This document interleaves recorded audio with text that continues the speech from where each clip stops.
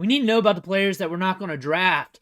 Those late rounders, mid rounders with obscure profiles that we're not looking to get in our dynasty leagues, because there might be a pivot point.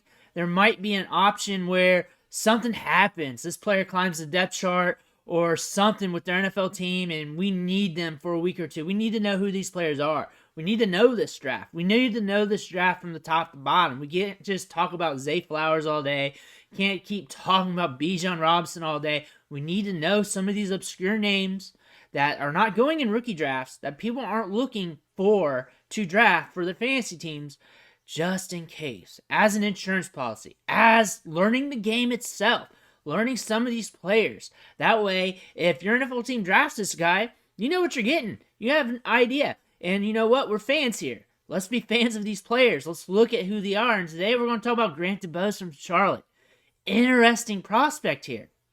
Odds are stacked against him, of course, but interesting prospect. Started his career at Miles College, a private HBCU. He played 10 games in 2019, and then in 2020, didn't have a season due to COVID. Then in 2021, he transferred to Charlotte. His first game there was against Duke. He tallied 4 catches for 118 yards and 2 touchdowns against Duke, and Charlotte upset them 31-28. He was a big part of that. You saw him instantly show his talents in that game.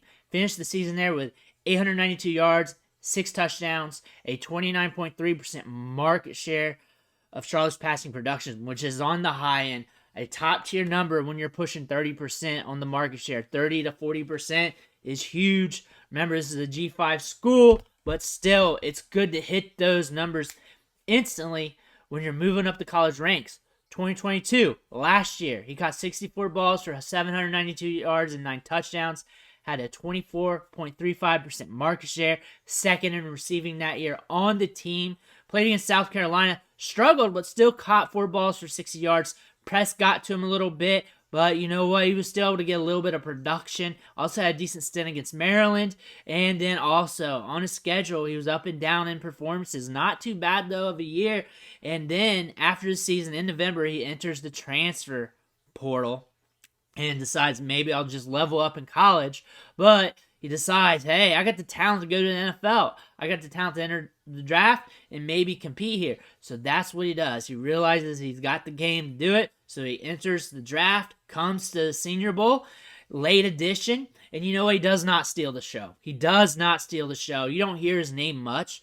But when you Google it, you do hear some blurbs that he was creating separation. He was making some plays. So he was competing out there. Just wasn't one of the top guys. Wasn't one of the top performers. Didn't fall on his face, though. That's one thing you can say. But he did compete. Kind of like a middle-range guy there. At the NFL Combine, measuring at 6'2", weighed in 201 pounds. Ran a 4.57 40-yard dash, 50th percentile speed score. Had a 35-inch vert, 10.5 broad jump, a 6.89 3-cone. Third fastest at the Combine, but not everybody ran the 3-cone, so really it's not super sticky. On top of that, he's an average athlete. Average athlete. From the 40 to the vert, from his speed score to his burst score, everything's average or a little bit below depending on what metrics you're looking at. So he's average to below average when it comes to athleticism, when it comes to his testing. From the tape, he is also very raw on his release package and his cells before his break, but he does have tough hands. He catches damn near everything coming his way. Highlight reel of contested catches. He is sticky there. He has a Maui ball mentality. He goes up and gets it, and he makes some incredible catches on his highlight reel and some of the games we're watching. He's also very solid after the catch. Turns upfield quick. He's also very good in short spaces with very good short area quickness. He creates separation with that short area quickness, and that allows him to break off routes, curl routes, and stuff like that with ease on defensive backs, even though he's kind of raw and he loves to block.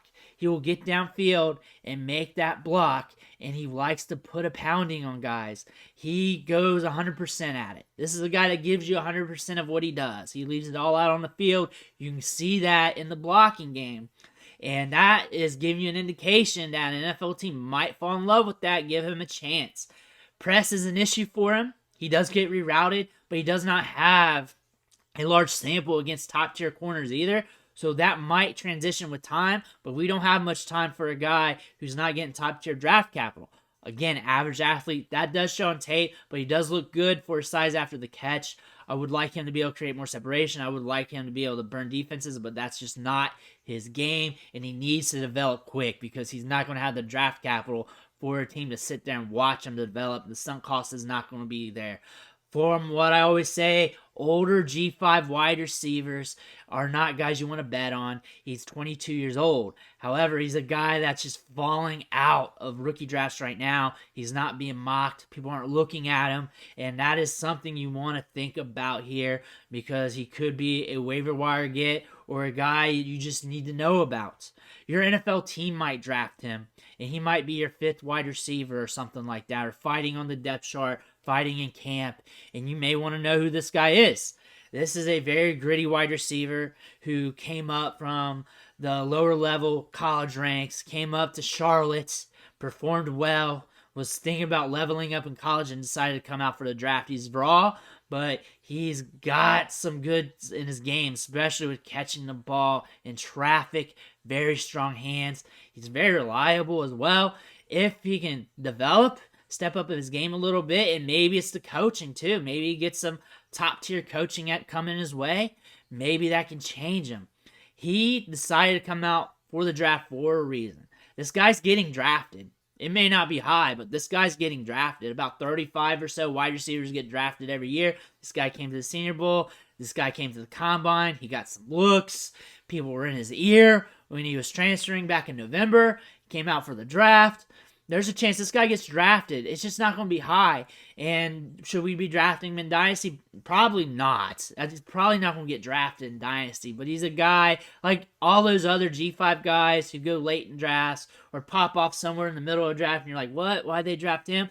You just need to know who they are. You need to know who all these guys are. That way you have an idea just in case he lands into that great landing spot. Chiefs, Chargers, or something like that in the back end of the roster, and you're thinking about him. And you need to know who this guy is. You need to know his athleticism score. You need to know his production metrics. You also need to know the tape. You need to know everything about this guy just in case that event happens. Or you got a favorite NFL team. Your team drafts this guy. Of course, we're looking at rookie draft content, but honestly, we're fans as well.